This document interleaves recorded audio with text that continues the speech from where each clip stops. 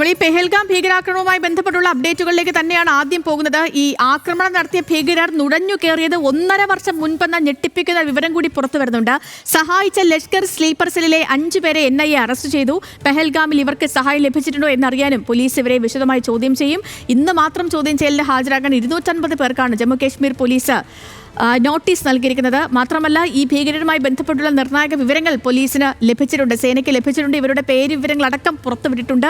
3 സംഘങ്ങളായി തിരിഞ്ഞാണ് നിലവിലെ തിരച്ചിൽ ഈ അക്രമികൾ പോയ മേഖലകൾ കേന്ദ്രീകരിച്ച് പുരോഗമിച്ചുകൊണ്ടിരിക്കുന്നത്. ശരത് ലാൽ ഉണ്ട് പെഹൽഗാമിൽ നിന്ന് നമുക്കൊപ്പം. ശരത്ത്, ഇന്നലെ ആഭ്യന്തര സെക്രട്ടറിയുടെ നേതൃത്വത്തിൽ യോഗം നടന്നിരുന്നു. ഇന്ന് അമിത്ഷായുടെ നേതൃത്വത്തിൽ അവിടെ യോഗങ്ങൾ നടക്കുന്നുണ്ട്. പ്രതിപക്ഷ നേതാവ് രാഹുൽ ഗാന്ധി അവിടേക്ക് എത്തുന്നുണ്ട്. അതൊക്കെ നടക്കുന്നതിനിടയിലാണ് ഈ പെഹൽഗാം ഭീകരാക്രമണം നടന്നതിനു ശേഷമുള്ള മറ്റൊരു ഏറ്റുമുട്ടൽ കൂടി ഈ കശ്മീരിൽ നടക്കുന്നത്. എന്താണ് ഏറ്റവും ഒടുവിലായി ലഭിക്കുന്ന റിപ്പോർട്ടുകൾ?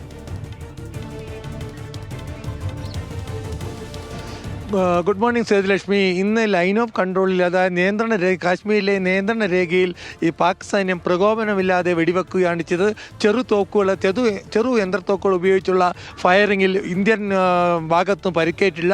ഇന്ത്യ തിരിച്ചടിച്ചു. ഇതാണ് ഇപ്പോൾ ഏറ്റവും ഒടുവിൽ ലഭിക്കുന്ന വിവരം.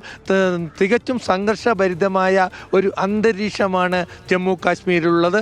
പൽഗാം ഈ കൂട്ടക്കൊലയ്ക്ക് ശേഷം ഉള്ള ഒരു നഗരത്തിൽ, വിറങ്ങലിച്ച് നിൽക്കുന്ന ഒരു നഗരത്തിലാണ് ഇപ്പോൾ നമുക്കുള്ളത്.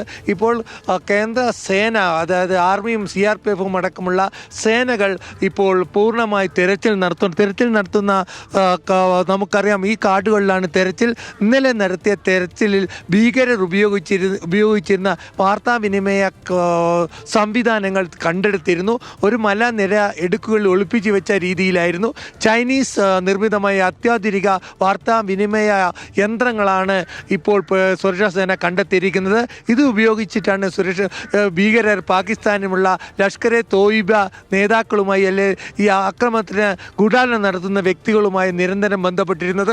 ഈ ഉപകരണങ്ങൾ ശാസ്ത്രീയ പരിശോധനയ്ക്ക് വേണ്ടി ഇന്നു തന്നെ ഡൽഹിയിലേക്ക് അയക്കുമെന്നാണ് സുരക്ഷാ വൃത്തങ്ങൾ നമ്മെ അറിയിച്ചിരിക്കുന്നത്. ഏതായാലും സുരക്ഷാ സേനയെ സംബന്ധിച്ചോളം വലിയൊരു നേട്ടമാണ് ചൈനീസ് നിർമ്മിത അത്യാധുനിക വാർത്താ വിനിമയ ഉപകരണങ്ങൾ കണ്ടെത്തിയത്. അതേപോലെ 40ഓളം മാഗസിനുകളും ഉപയോഗിക്കാത്ത ചൈനീസ് നിർമ്മിത മാഗസിനുകളും യന്ത്രത്തോക്കിന് ഉപയോഗിക്കുന്നത് കണ്ടെത്തിയിട്ടുണ്ട്. ഇതൊക്കെ കാണിക്കുന്നത് നുഴഞ്ഞു കയറ്റക്കാർ നേരത്തെ തന്നെ ഇത്തരമൊരു ആക്രമണം പ്ലാൻ ചെയ്തിരുന്നു. ഇതൊക്കെ നേരത്തെ തന്നെ ഒളി കേന്ദ്രങ്ങളിൽ എത്തിച്ചിരുന്നു എന്ന് വേണം കരുതാൻ. അതുകൊണ്ട് തന്നെ ഇപ്പോഴും ഈ മലനിരകളിൽ ഈ ആക്രമണം നടത്തിയ 5 തീവ്രവാദികൾ ഒളിഞ്ഞിരിപ്പുണ്ട് എന്ന് തന്നെയാണ് സുരക്ഷാ സേനയ്ക്ക് ലഭിക്കുന്ന വിവരം. ഈ തെരച്ചിൽ ഇന്നും തുടർന്നുകൊണ്ടിരിക്കുകയാണ്. ഈ പ്രദേശങ്ങളിൽ മാധ്യമങ്ങൾക്ക് വിലക്ക് ഏർപ്പെടുത്തിയിട്ടുണ്ട്. സേതുലക്ഷ്മി, വളരെ പ്രധാനപ്പെട്ട മറ്റൊരു കാര്യം, പ്രതിപക്ഷ നേതാവ് രാഹുൽ ഗാന്ധി ഇന്ന് ശ്രീനഗറിൽ എത്തുന്നുണ്ട്. അവിടെ നിന്ന് അനന്തനാഗിലെ ആശുപത്രിയിലെത്തും. പരിക്കേറ്റ് കിടക്കുന്ന 17 പേരെയും സന്ദർശിക്കും.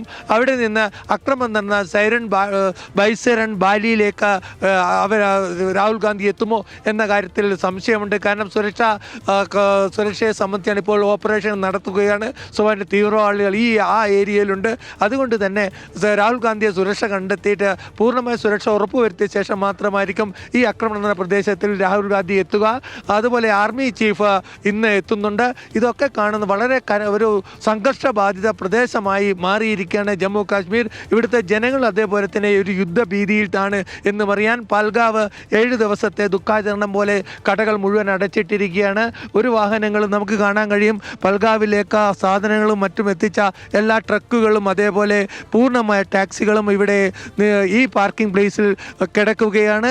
കാരണം മലനിരകളാൽ ഈ ഫ്ലാഗ് മീറ്റുമായി ബന്ധപ്പെട്ടുള്ള വിവരങ്ങൾ കൂടി പുറത്തു വരുന്നുണ്ട്. ഇപ്പൊ ഈ ഫ്ലാഗ് മീറ്റിങ്ങിനുള്ള ഇന്ത്യയുടെ ശ്രമങ്ങളോട് പാകിസ്ഥാൻ വഴങ്ങുന്നില്ല എന്ന റിപ്പോർട്ടുകൾ പുറത്തു വരുന്നുണ്ട്. സ്വാഭാവികമായിട്ടും ഫ്ലാഗ് മീറ്റിംഗ് നടത്തുക എന്ന് പറഞ്ഞാൽ അതിർത്തിയിലെ സംഘർഷം സംഘർഷത്തിൽ അയവ് വരുത്തുക, അല്ലെങ്കിൽ പരസ്പരമുള്ള വെടിവെപ്പിൽ നിന്ന് അയവ് വരുത്തുക എന്നതാണ് ഫ്ലാഗ് മീറ്റിംഗ്. ആ ഫ്ലാഗ് മീറ്റിംഗിൽ പാകിസ്ഥാൻ ഒരിക്കൽ പോലും ഫ്ലാഗ് മീറ്റിനോട് പ്രതികരിച്ചിട്ടില്ല, ഇന്ത്യൻ റിക്വസ്റ്റോട് എന്നാണ് നമുക്കിപ്പോൾ ലഭിക്കുന്ന വിവരം. ഏതായാലും ഇന്ത്യയെ സംബന്ധിച്ചിടത്തോളം രജോരി മുതൽ ബാരപ്പുള്ള മുതലുള്ള അതിർത്തിയിൽ ഇന്ത്യൻ സൈന്യം അതിൻ്റെ എണ്ണം ശക്തിപ്പെടുത്തിയിട്ടുണ്ട്. അതായത് ഒരു റെജിമെൻറ്റ് പോലും പാറ്റ പട്യാലയിൽ നിന്നുള്ള റെജിമെന്റുകളും വിന്യസിച്ചിട്ടുണ്ട്. അതിർത്തികളിൽ കൂടുതൽ സൈന്യത്തെ നിയോഗിക്കാൻ ഇപ്പോൾ ആരംഭിച്ചു കഴിഞ്ഞു.